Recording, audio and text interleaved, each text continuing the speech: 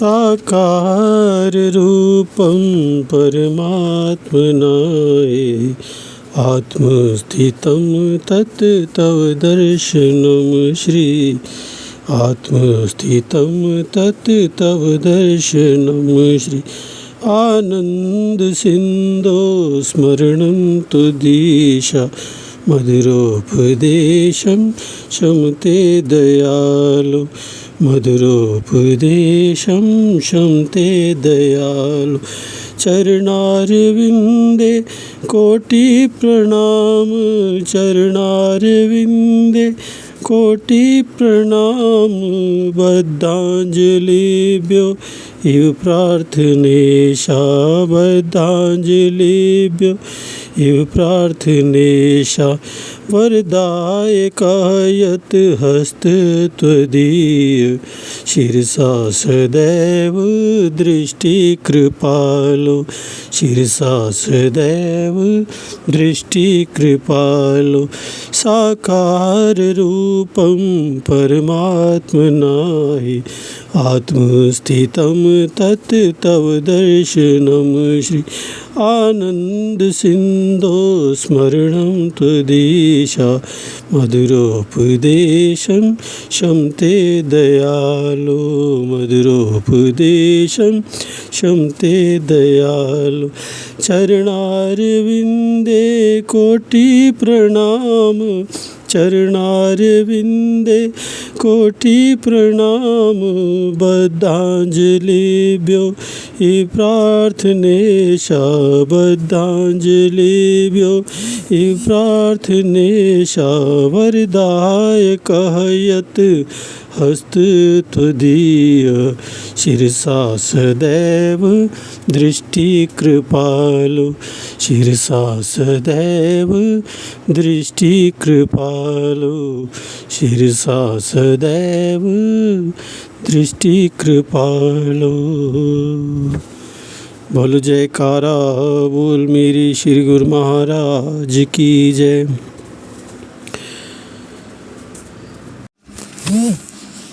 बोल जयकारा बोल मेरी श्री गुरु महाराज की जय।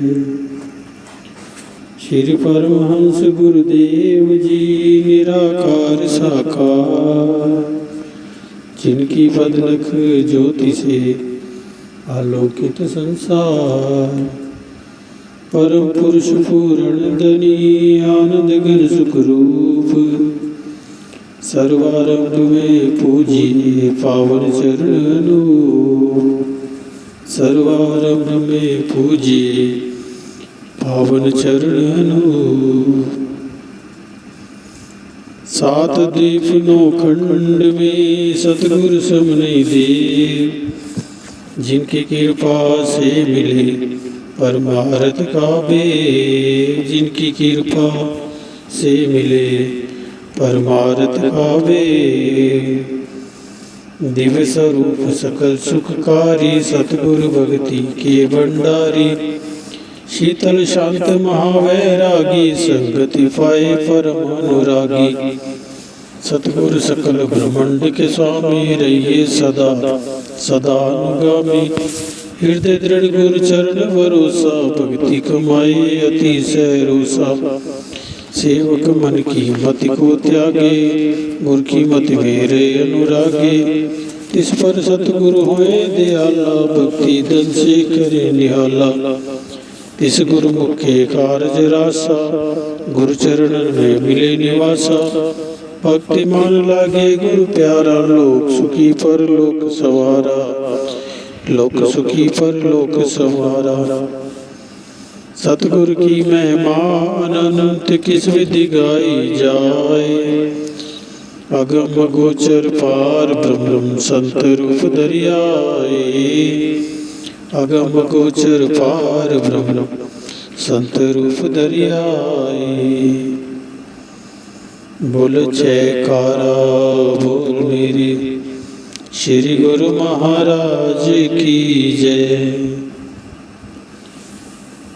श्री परमहंस अद्वैत मत अमर ज्योति दर्शन श्री संत नगर श्री संत नगर की धरती कर रही आतुरता से करुण पुकार, श्री चरणों की धूल से प्रभु करो मुझ पर उपकार।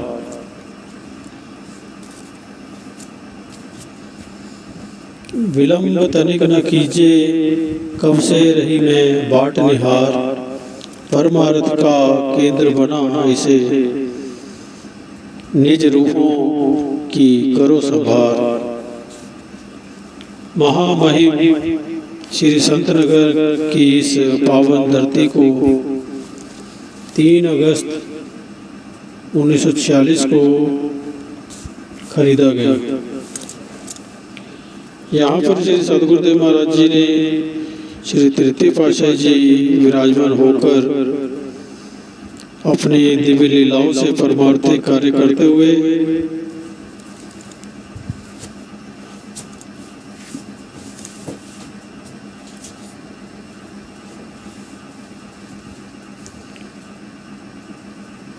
गुरुमुखों को भरपूर आत्मिक आनंद प्रदान करते। यहाँ एक टाली के नीचे शब्द अभ्यास करवाते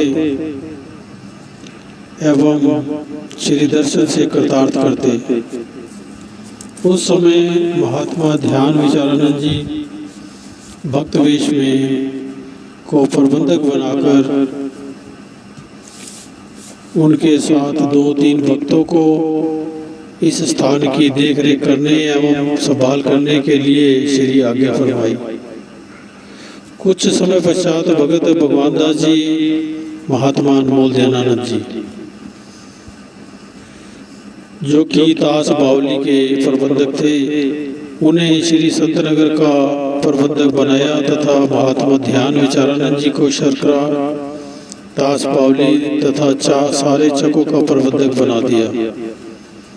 श्री आनंदपुर एवं श्री प्रयागराज में सेवा कार्य अत्यधिक होने के कारण श्री चतुर्थ पातशाही जी महाराज ने यहाँ कृपा नहीं की, क्योंकि महापुरुष जिस दुर्दर्गाई बोझ को साथ लाते हैं उसी के अनुसार कार्य करते हैं। इसलिए इस लंबी अवधि में श्री संत नगर की धरती बाट जोते जोते थक गई। वह टहली भी सूख कर गिर गई और ठूठ मात्र रह गई।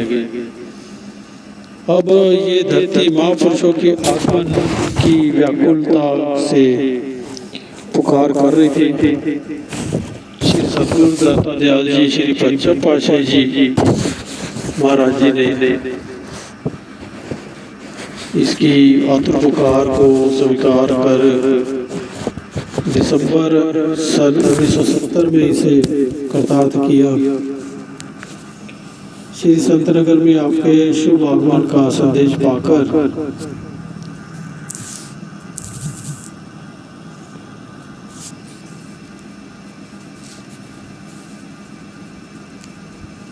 महात्मा जन व भगत जन जो यहाँ रहकर सेवा कर रहे थे, हर्ष से झूम उठे। सब स्थानों पर सफाई की जाने लगी। श्री संत नगर के कण कण में बहार आ गई।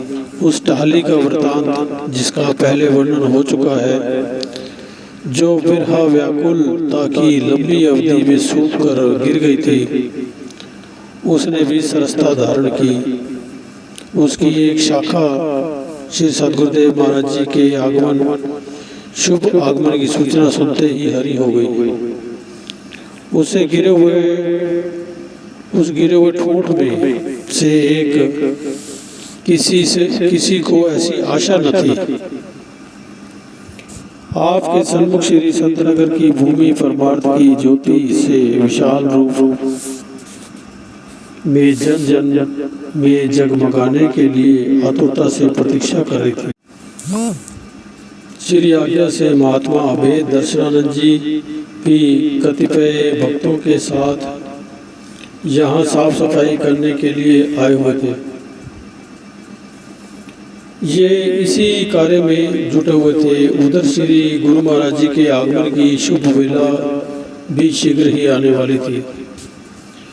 महात्मा जी अभिनंदन के लिए गेट पर स्वागतम लगा रहे थे और श्री संतनगर के प्रवेश द्वार प्रवेश स्थान पर जो एक छोटी सी नदी बहती थी, उसमें श्री कार एवं साथ में 50-60 गुरुमुखों की बस के निकलने के लिए पत्थर रखने की सोच रहे थे।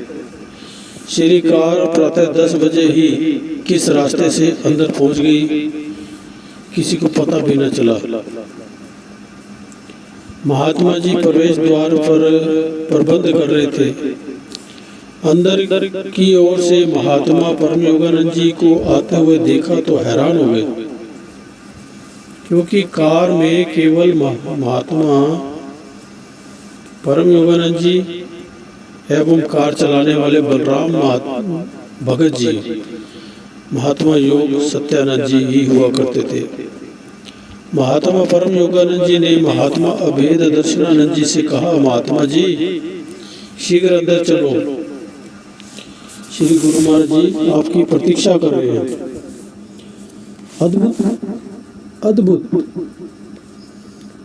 जो श्री दर्शन की प्रतीक्षा में घड़ियां गिन रहे थे, उनके लिए स्वयं श्री गुरु महाराज जी अब प्रतीक्षा कर रहे हैं। हर्ष के दिल में नगारे बज रहे हैं। महात्मा अनमोल ध्यानानंद जी व भगत जन अनायास ही महाप्रभु जी को सामने पाकर अचंभित हो गए।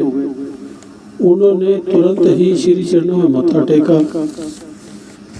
श्री सतगुरुदेव महाराज जी बाहर आंगन में आकर खड़े हो गए। महात्मा अभय दर्शनानंद जी को आता हुआ देख आपने फरमाया, महात्मा जी हमें संतनगर का शीघ्र ही निरीक्षण करना है, आपकी ही इंतजार में थे। महात्मा जी की आंखों में प्रेम वचनों की को श्री चरणों में समर्पित कर भाव प्रकट किए। आपने प्रथम पग पर ही सर्वशक्ति संपन्न परमार्थ रूहानियत और प्रेमियों से आदि जुगादि के संबंध का साकार रूप दिखा दिया है। आपके तेजोमय स्वरूप के श्री दर्शन में अनूठा आनंद और खुशी भर रहे हैं। आपके आगे वर्णन करना कठिन है। मुस्कुराते हुए श्री प्रभु जी ने आशीर्वाद दिया। तत्पश्चात आपके साथ महात्मा जी श्री संतनगर के बाहर भ्रमण के लिए गए। चहुं ओर दृष्टि डाली। एक दृष्टि में सब स्थानों का आश्वासन दिया कि शीघ्र ही कांटों के स्थान पर फूल खिलेंगे। सब जगह सेवक प्रेमी सेवा करते हुए जीवन सार्थक करेंगे। एक पिकअप में निजी सेवादार, कुछ महात्मा जन और एक बस में गुरुमुख जन श्री संतनगर पहुंच गए। यहाँ पर भी मानो श्री प्रभु जी उनकी प्रतीक्षा कर रहे थे। फरमाया, जल्दी करो, यहाँ पर सेवा आपकी प्रतीक्षा में है। थोड़ी देर बाद श्री दर्शन खुले। आपने फरमाया, सब प्रेमी गुरुमुख जन यहाँ इसलिए आए हैं कि दरबार की सेवा करके भक्ति के धन को एकत्र करें, महापुरुषों की प्रसन्नता के पात्र बने। गुरुमुखों का एक एक क्षण भक्ति में लगना चाहिए। इसलिए ही महापुरुष पारमार्थिक सत्संग का स्थानों का निर्माण करवाते हैं, ताकि संस्कारी जीव आत्मिक आनंद को पाकर कृतार्थ हो सके। आप सब संस्कारी एवं अति भाग्यशाली गुरुमुख हैं, जिन्हें सहज ही महापुरुषों की समीपता एवं निष्काम सेवा भक्ति के साधन मिल गए हैं। अतः सेवा करते हुए भक्ति धन कमाएं और अपने जीवन को सफल बनाएं। इस प्रकार वहाँ पर दिन रात स्वयं भी अनथक प्रयास से श्री दर्शन देकर सब में नव उत्साह भरा और गुरुमुख भी श्री दर्शन एवं सेवा के दिव्य नजारों को पाकर भाग्य मनाने लगे। आप कितना समय कहाँ लगाते, ये देखकर सेवादार हैरान रह जाते। आई हुई संगतों को समय देना, गुप्त रूप से अमर ज्योति ग्रंथ के लेखन में समय देना, प्रातः से रात्रि श्री दर्शन खुलने तक गुरुमुखों को सेवा स्थान पर श्री दर्शन देना, ऐसा लगता था मानो विश्राम को तो पूर्ण रूप से तिलांजलि दे रखी है। परमार्थिक एवं निर्माण कार्य। श्री संतनगर की भूमि को श्री सदगुरुदेव महाराज जी श्री तृतीय पातशाही जी ने परमार्थ हेतु बनाया था। यहाँ पर रेतीली भूमि होने पर भी कुछ स्थानों से सफाई करवाकर कमरे बनवाए व अंगूरों का उद्यान लगवाया। उन्होंने स्थान स्थान पर भक्ति परमार्थ के केंद्र बनाने का बीज आरोपण कर दिया, जिसे पुनः वृक्ष पर लगे मीठे फलों से भरपूर करना था, अर्थात आत्मिक उन्नति के साधनों से स्थानों को सुसज्जित कर संस्कारी जीवों को आत्मिक लाभ कराना था। श्री संतनगर की भूमि मानो साधु संतों की तपस्थली थी। यहाँ पर साधकों ने परमात्मा के दर्शन से आत्मा को एकाकार करने के अनवरत योग साधन किए। आज श्री परमहंस अवतार के अलौकिक देदीप्यमान श्री दर्शन एवं लीलाओं का अमीय रस पान कर मस्ती में झूम रहे थे। सचमुच श्री संतनगर को साकार लीला स्थल कहा जाए तो अतिशयोक्ति नहीं होगी। श्री संतनगर की भूमि को श्री कृष्ण लीला अवतार कहे। ज्ञान भक्ति का सूर्य है ये, या परमात्मा रूप साकार कहे।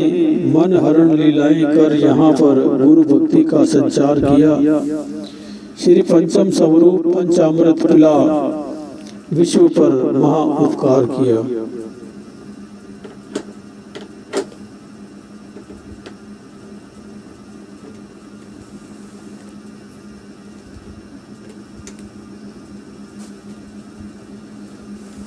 एक बार श्री पंचम पातशाह जी महाराज कुछ सेवादारों को साथ लेकर अंगूरों के बगीचे में गए। उन्हें एक टाली जो श्री तृतीय पातशाह जी का लीला स्थल था के पास गए। सेवकों को आवश्यक निर्देश दिए और फरमाया, हम जिस स्थान की ओर देखते हैं सब मानो यही प्रार्थना कर रहे हैं कि श्री प्रभु प्रथम दृष्टि हम पर डालें। समय तो कुछ अवश्य लगेगा, हमें श्री संतनगर का शीघ्र ही निर्माण करना होगा। ये स्थान चाहे छोटा ही होगा, परंतु यहाँ पर हजारों जीवों को सत्संग का लाभ मिलेगा। दुनियावी कामों से जिन्हें फुर्सत ही नहीं, वे भी अल्प समय में यहाँ से आत्मिक आनंद को पाकर मालामाल होंगे। 15 दिन तक यहाँ परमार्थ लाभ करवाकर आपने श्री आनंदपुर के लिए प्रस्थान किया। आत्मसुख के प्रदाता महापुरुष जीवों में आत्मसुख की संपदा बांटने के लिए तत्पर रहते। आप श्री मोह से श्री संतनगर में जिस कार्य की रूपरेखा बनाकर सेवकों को सेवा सौंप कर आए थे, उसे देखने व विकास कार्य को आगे बढ़ाने के लिए सन 1971 मार्च में श्री आनंदपुर से पुनः श्री संतनगर की ओर प्रस्थान किया। मार्ग में शिवपुरी और परम धाम ग्वालियर को कृतार्थ करते हुए श्री संतनगर पहुंचे।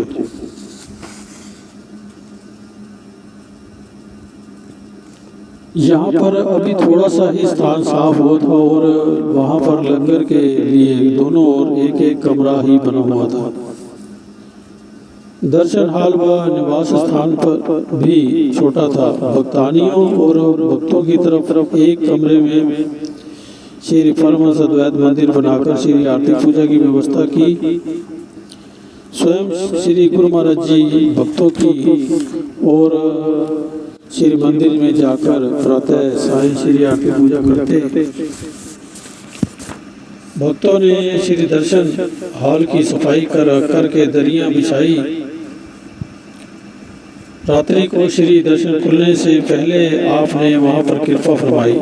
छोटा स्थान होने के कारण सभी गुरुमुख जहां आप पधारते वहीं इकट्ठे हो जाते। आप उन्हें देखकर फरमाते कि हमारे पास तो सेवा ही की संपदा है, हमारे पास आओगे तो सेवा ही सेवा मिलेगी। बोलो, सेवा करने आए हो, सेवा करोगे? सब ने एक स्वर में विनय की, हमें अपनी कृपा और प्रसन्नता के पात्र बनाए, श्री दर्शन से हर्षाएं। आपने फरमाया, दर्शन हाल की सारी दरियां उल्टी करते हुए बाहर ले आए। भक्त हैरान थे कि अभी सब बिछा कर गए हैं, अभी उठवा रहे हैं, श्री दर्शन का समय होने वाला है।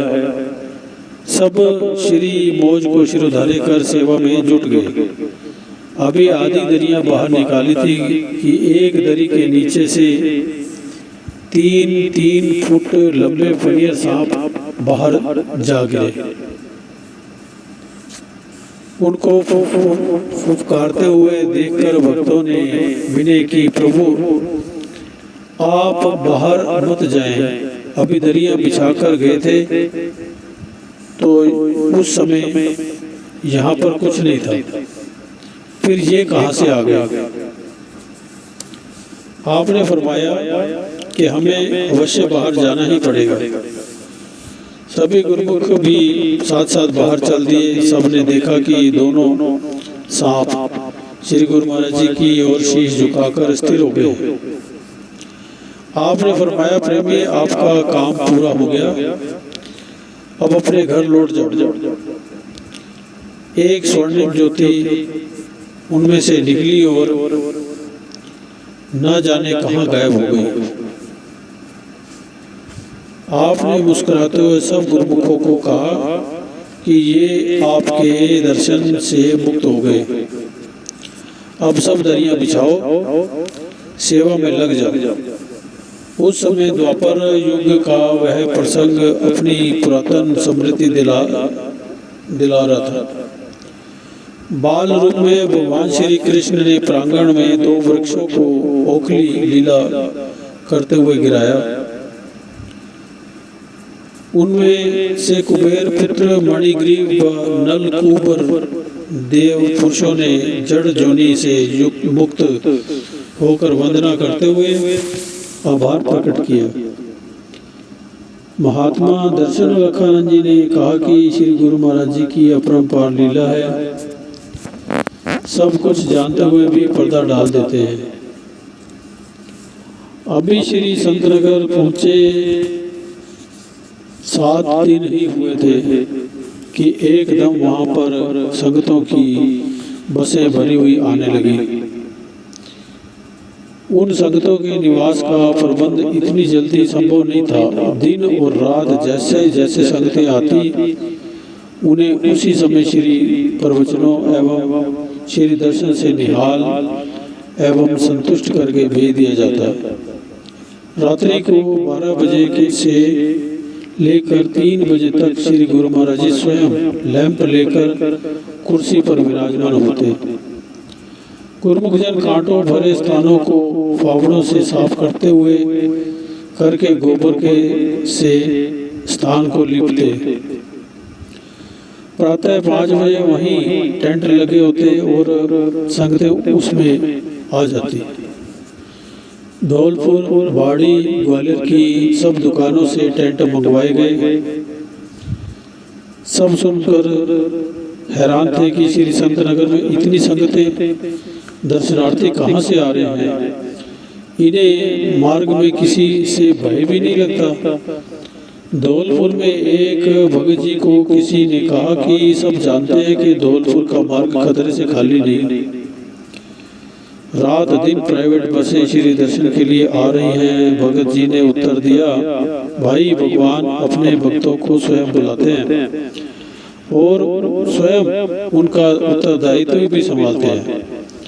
ये बुद्धि की पहुंच से परे है। इस प्रकार 6 दिन निरंतर क्रम चलता रहा। दर्शन हाल, आवास स्थान, लंगर आदि सब स्थान छोटे हो गए। जितनी संगत आ रही थी उतना प्रबंध नहीं हो पा रहा था, परंतु गुरुमुखों के हृदय में केवल एक ही धुन थी, महाप्रभु जी की एक झलक व श्री वचनों का हमें मिल जाए।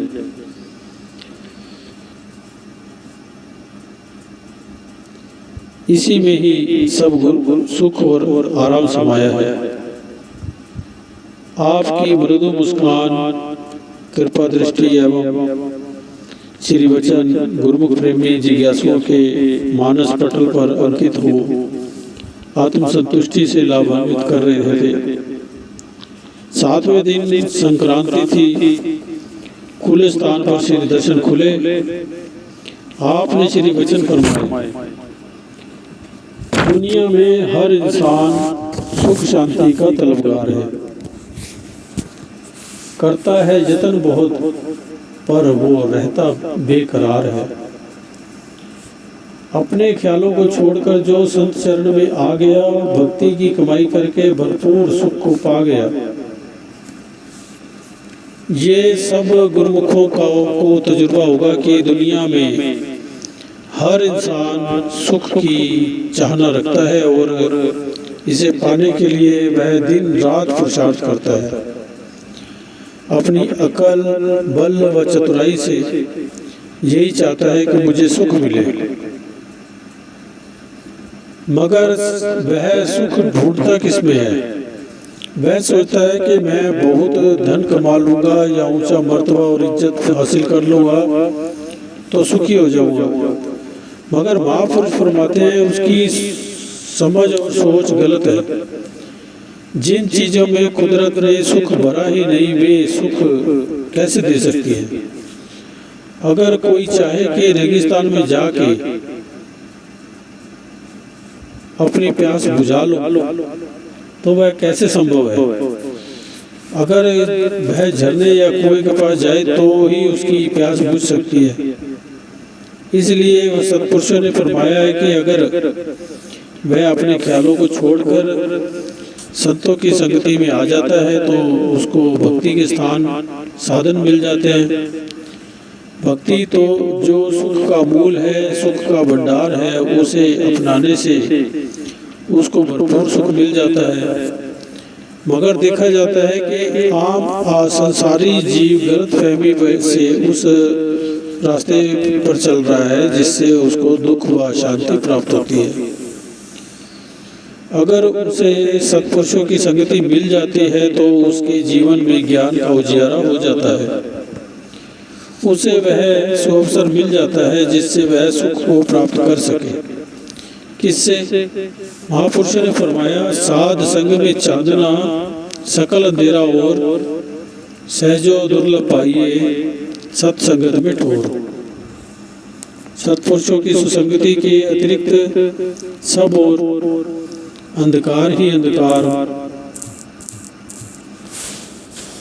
छाया हुआ है।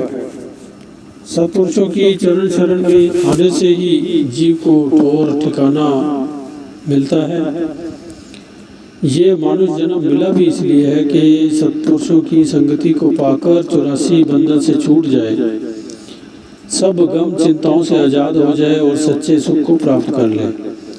महापुरुष जीव को आगाह करते हैं, चेतावनी देते हैं और महापुरुषों का संसार में अवतार भी इसीलिए होता है कि वे भूले भटके जीवों को सही रास्ते पर लगाएं, मानुष जन्म की कदर कराएं। और ये जन्म किस लिए मिला है? आम जीव ये समझते हैं कि ये शरीर संसार के धंधों और विषय विकारों के लिए मिला है, मगर जो गुरुमुख जन सत्पुरुषों की संगति में आ गए हैं वे इन चीज़ों को तुच्छ समझते हैं। अगर मानुष जन्म को धारण करके केवल शरीर के सुख आराम के लिए ही यत्न किया तो फिर समझो कि कुछ भी नहीं किया।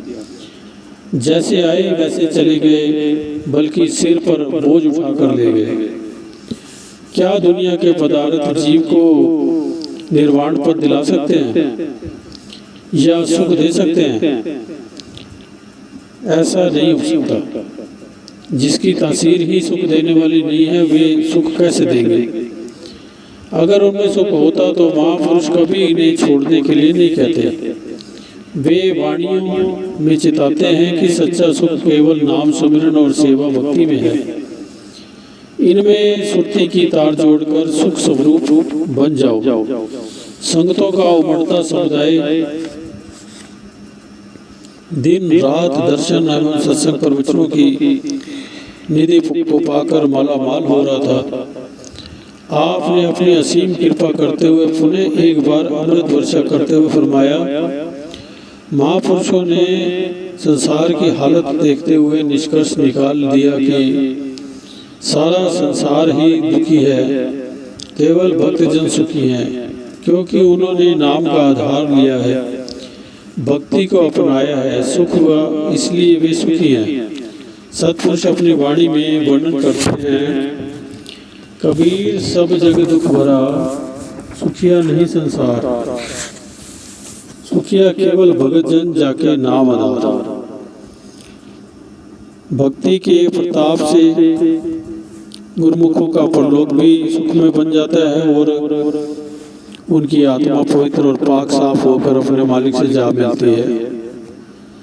बूंद समुद्र में मिलकर समुद्र रूप हो गई, आत्मा परमात्मा से मिलकर परमात्मा का रूप हो गई। आम दुनिया इसको समझे ना समझे, मगर गुरुमुखों को ये अच्छी तरह समझ लेना चाहिए कि ये मानुष जन्म बार बार नहीं मिलता। यदि ये अवसर हाथ से निकल गया तो फिर बाद में कितना पछताना होगा। उस पछतावे के से बचने के लिए, दुखों से बचने के लिए महापुरुष फरमाते हैं, जाग लेहु रे मना, जाग लेहु रे, कहा गाफल सोया, जो तन उपजिया संग ही सो भी संग न होया। मात पिता सुत बंद जन हित जा स्यों कीना, ज्यों छूटियो जब देह ते डारी, अग्नि में दीना।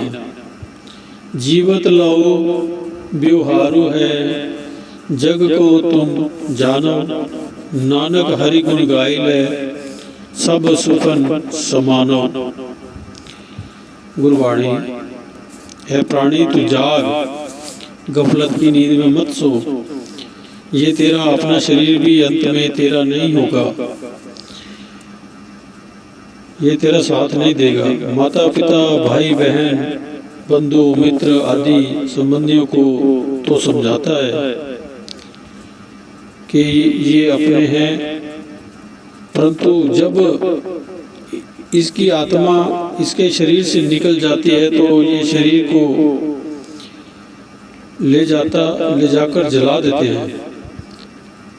एक दिन के लिए भी घर नहीं रखते। सही मायने में महापुरुष ही जीव के साथ हित करते हैं। वो कौन सा हित करते हैं? वे इसकी आत्मा को परमात्मा के संग मिलाने का यत्न करते हैं।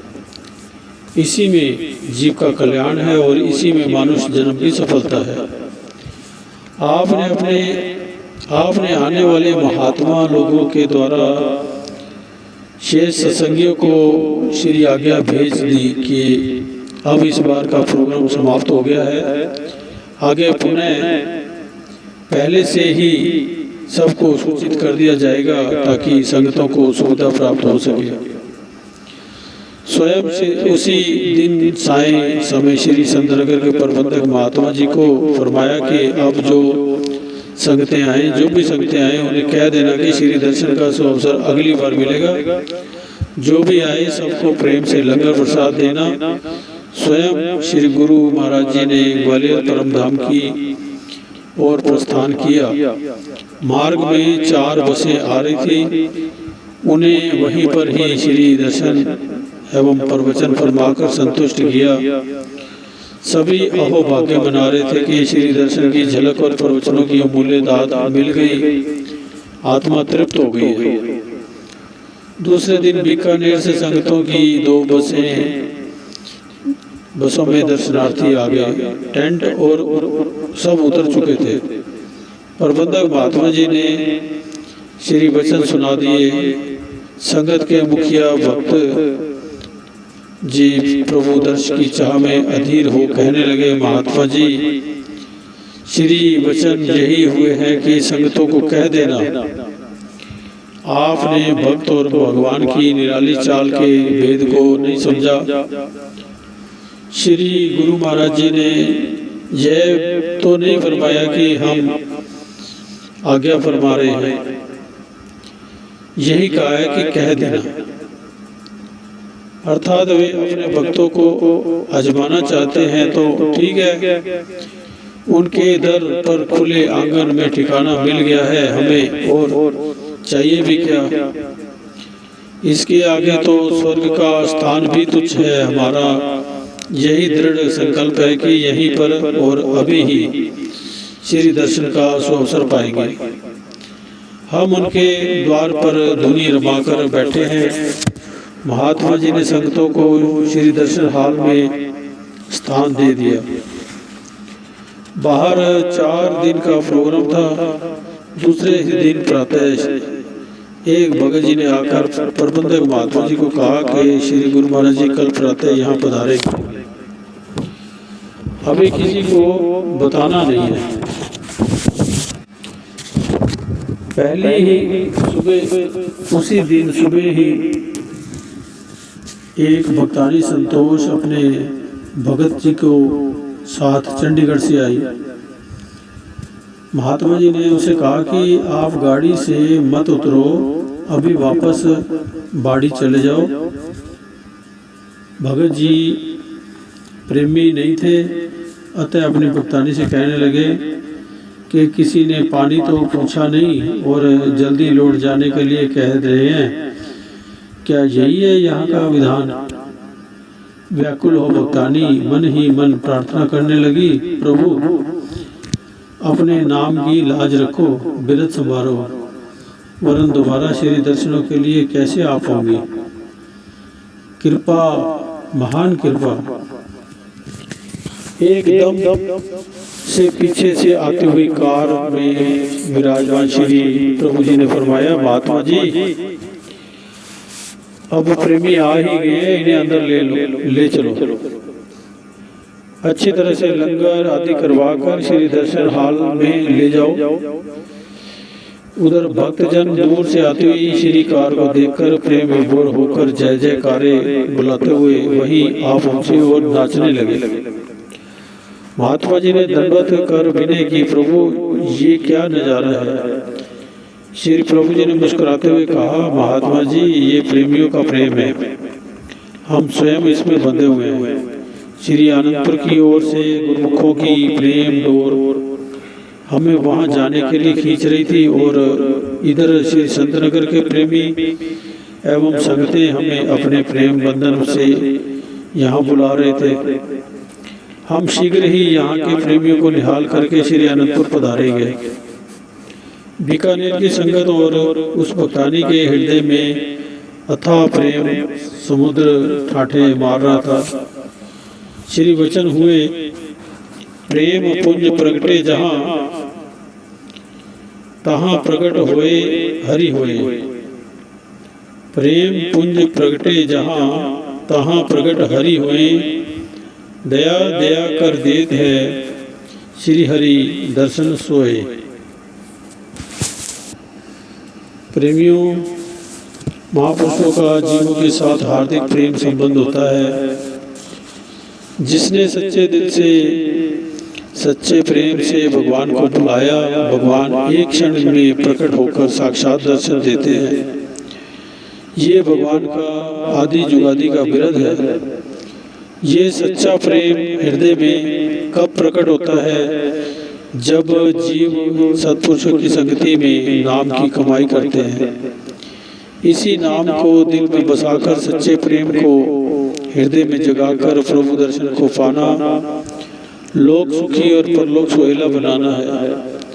यही मानव जीवन का लक्ष्य है। इसके पश्चात श्री आनंदपुर से स्थान स्थान पर संगत सत्संग परमार्थ का कार्य करते हुए हरिद्वार पहुंचे। जहाँ जहाँ प्रेमियों ने आपको बुलाया, उनकी विनय पर गृह प्रवेश करके कृतार्थ किया और पावन श्री दर्शनों से निहाल किया। उनके हृदय में नई स्फूर्ति और भक्ति की लगन जागृत हो रही थी। तदुपरांत संगतों को कृतार्थ कर आपने कुछ महात्माओं एवं भक्तों के संग घाट पर कृपा की। आपके तेजस्वी रूप स्वरूप के आकर्षण से 6-7 मठाधीश आपके पास आए। वहीं घाट पर ही एक खुला स्थान बना हुआ था, जहाँ पर सत्संग एवं ज्ञान चर्चा हुआ करती थी। आप वहीं विराजमान हुए। एक मठाधीश ने विनय की, महाराज, आत्मा परमात्मा का अंश है और सब में विद्यमान है। यह सुख स्वरूप आनंद स्वरूप है, फिर भी सब प्राणी सुख और आनंद का अनुभव क्यों नहीं कर पाते? आपने फरमाया, ईश्वर अंश जीव अविनाशी, चेतन अमल सहज सुख राशि, सो माया बस भयउ गोसाई, बंदियों कीट मरकट की न्याय। श्री रामचरितमानस। आत्मा परमात्मा की अंश है। यह चैतन्य रूप निर्मल सहज और सहज ही सुख का भंडार है। इतना कुछ होते हुए भी संसार में प्राणी इस सुख का अनुभव क्यों नहीं कर पाते?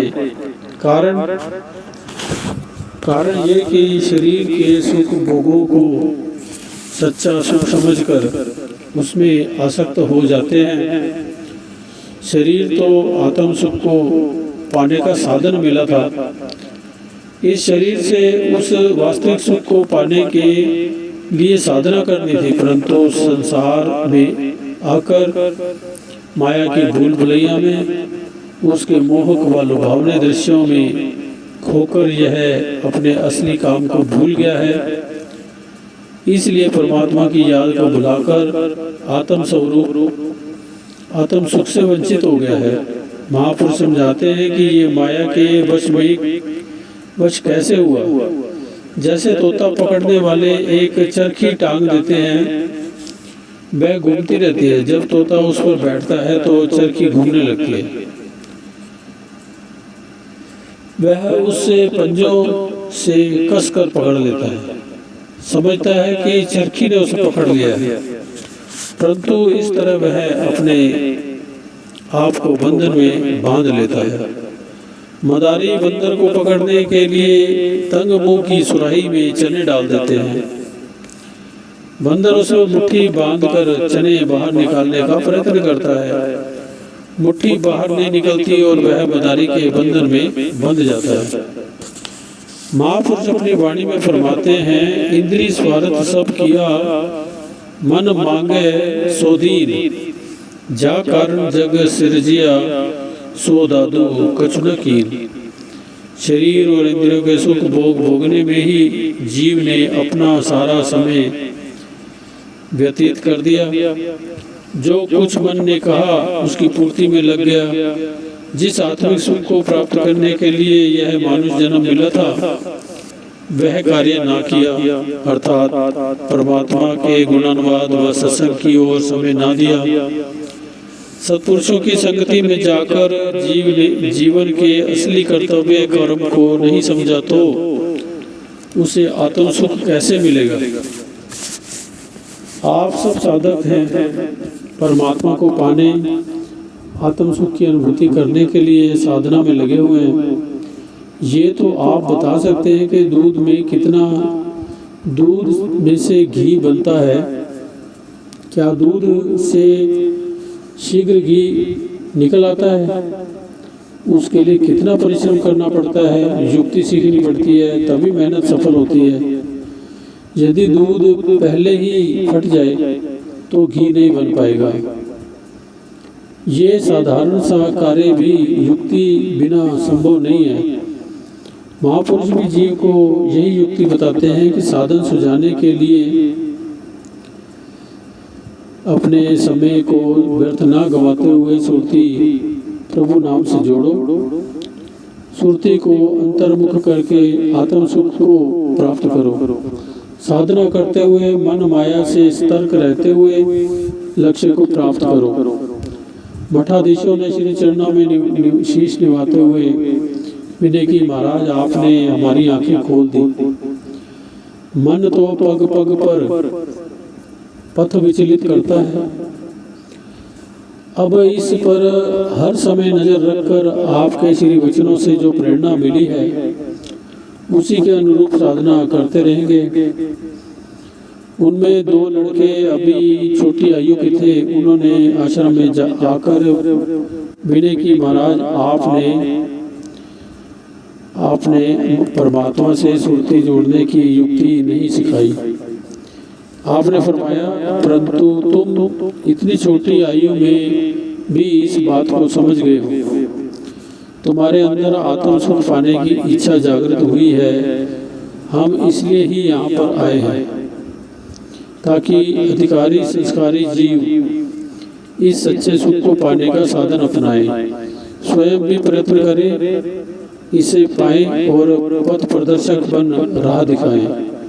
उन्होंने नाम दीक्षा ली और आश्रम में आकर सत्संग का लाभ उठाने लगे।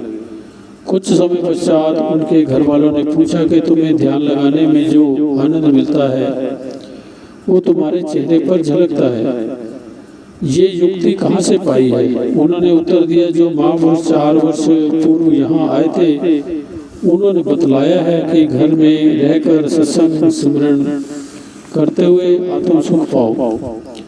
बुजुर्गों के मुख से सहज ही निकला कि वास्तव में वे परमात्मा स्वरूप हमें जगाने आए थे, किंतु हम उन्हें समझ न पाए। वहाँ से आप हर की पौड़ी पर आए। यहाँ का दृश्य ही अलग था। प्रत्येक मंदिर में श्री परमहंसों की मूर्ति विराजमान थी। आपने अपने स्वरूप को वहाँ से विराजमान देख एक पुजारी से पूछा कि यहाँ ये श्री मूर्तियाँ कहाँ से लाए हो? उन्होंने कहा, महाराज हमारे पड़ोस में सत्संग आश्रम है, वहीं से इन्हें ले आए हैं। इनके श्रद्धालु प्रेमी जब यहाँ आते हैं तो इन छवियों के दर्शन कर उनके दिल में अत्यंत हर्षित होते हैं। वहाँ पर आपने हर की पौड़ी पर गंगा जी में चरण स्पर्श किए। स्वर्गलोक से उतरी महानदी गंगा चिरकाल पश्चात महाप्रभु जी की चरण स्पर्श पाकर अपने भाग्य पर फूलिना समा रही थी।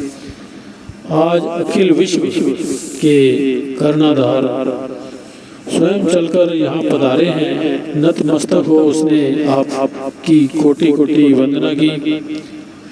जो प्रेमी आपके साथ थे उन्होंने प्रसन्नचित होकर जयकारा बुलाया। आपने फरमाया, कभी हम त्रिवेणी के तट पर गए थे, आज हरिद्वार में गंगा तट पर आए हैं। आप हरिद्वार से कार द्वारा खुर्जा में एक मिट्टी के गुलदस्ते बेचने वाले की दुकान पर आए।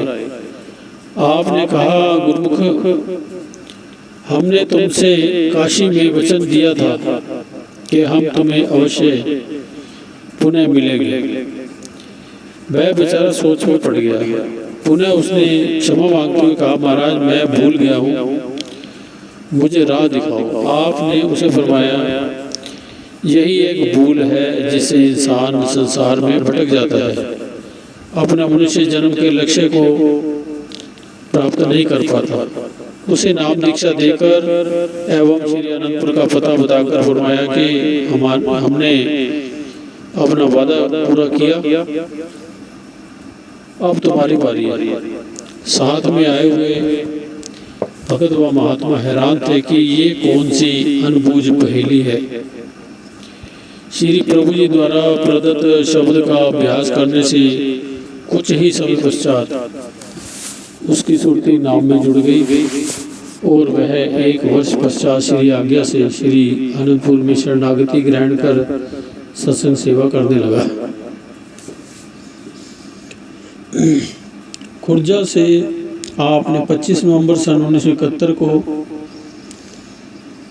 श्री संतनगर में कृपा फरमाई। गुरुमुख जनों ने ढोल नगारे बजाकर सुस्वागतम के गीत गाकर नाचते हुए झूमते हुए महाप्रभु जी का भव्य स्वागत किया। आपने सबकी कुशलता पूछी और सभी गुरुमुख प्रेमियों और आई हुई संगत को श्री दर्शन से निहाल किया। यहाँ इस अवसर पर काशीपुर से भी कुछ गुरुमुख आए हुए थे। रात्रि समय श्री दर्शन खुले। आपने एक लीला के रूप में काशीपुर के गुरुमुखों से पूछा कि आप पर बम तो नहीं पड़े। फिर उन्हें टाफियाँ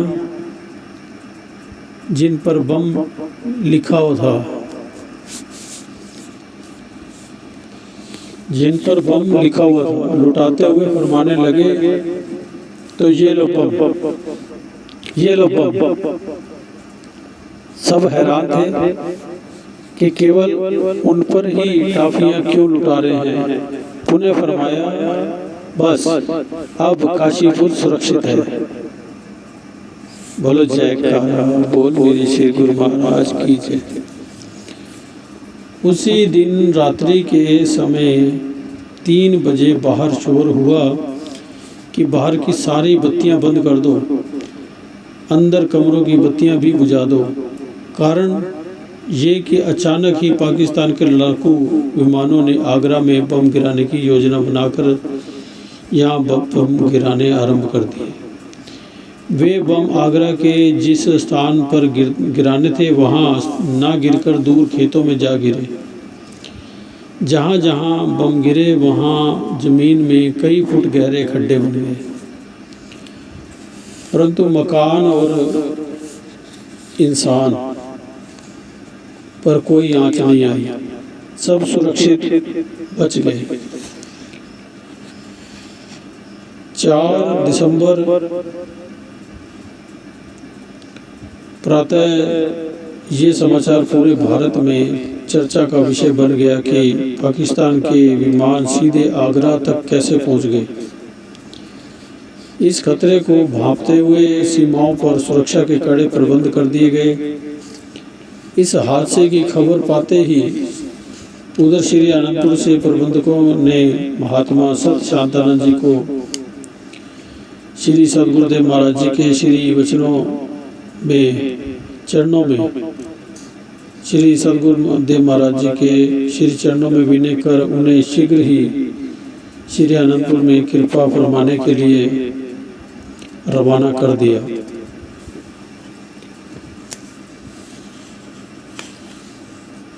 इस हादसे की खबर पाते ही उधर श्री आनंदपुर से प्रबंधकों ने महात्मा सत शांतानंद जी को श्री सदगुरुदेव महाराज जी के श्री चरणों में विनय कर उन्हें शीघ्र ही श्री आनंदपुर में कृपा फरमाने के लिए रवाना कर दिया। श्री संतनगर में कुछ संगति आई हुई थी। श्री सदगुरुदेव महाराज जी ने फरमाया कि प्रबंधकों की विनय पर हम श्री आनंदपुर जाना ही होगा। आप सब भी अपने घरों में जाओ, डरने और घबराने की जरूरत नहीं है। अब सब ठीक हो गया है। सारा दिन सेवा कार्य चलता रहा। सब परस्पर यही कहने लगे कि काशीपुर में बम बरसने होंगे। यहाँ श्री गुरु महाराज जी ने अपनी लीला से उन्हें सुरक्षित कर दिया है। धौलपुर एवं आसपास के निवासी तो ब्लैकआउट की वजह से अपने घरों में बंद थे और वह रह कर अपनी खिड़कियों से बाहर झांक कर देखते कि कहीं से कोई विमान तो नहीं आ रहा। भय के मारे सबकी नींद व चैन उड़ चुका था। धौलपुर के कुछ प्रेमी गुरुमुख प्रसन्न चित्त जब अपने घरों की ओर जा रहे थे तो रास्ते में कुछ व्यक्तियों ने पूछा कि आप सब बाहर से आ रहे हो, अति शीघ्र अपने घर में पहुंचो, यहाँ तो बहुत बड़े संकट की स्थिति उत्पन्न हो गई है। उन्होंने उत्तर दिया, हम श्री दर्शन करके श्री संतनगर से आ रहे हैं। हमारे श्री गुरु महाराज जी ने फरमाया कि संकट टल गया है, निश्चिंत होकर अपने घर में जाओ। अब इसके आगे सब कुछ ठीक होगा। ये सुनकर सबको एकदम ऐसे लगा कि जैसे उनके दिलों की बेचैनी दूर हो गई और उन्हें धीरज का अनोखा एहसास हुआ। बुजुर्गों ने कहा कि सत्य है, महापुरुषों की हर रचना में रहस्य होता है। श्री संतनगर में श्री अनंतपुर वासी इन महापुरुषों की मौजूदगी की वजह से ही आज इतना बड़ा हादसा टल गया है। प्रबंधकों के विनय पर श्री सतगुरुदेव महाराज जी श्री अनंतपुर में पधारे। बोलो जयकारा, बोल मेरे श्री गुरु महाराज की जय। सबको आशीर्वाद देते हुए मुस्कुराते हुए फरमाया, समय समय पर कुदरत की ओर से सचेत करने के लिए ऐसे वातावरण बनते रहते हैं। अब सब ठीक हो गया, चिंता ना करें। बोलो जयकारा, बोल मेरे श्री गुरु महाराज की जय। आज इतना ही, बाकी अगले पार्ट में पढ़ेंगे। बोलो जयकारा, बोल मेरे श्री गुरु महाराज की जय।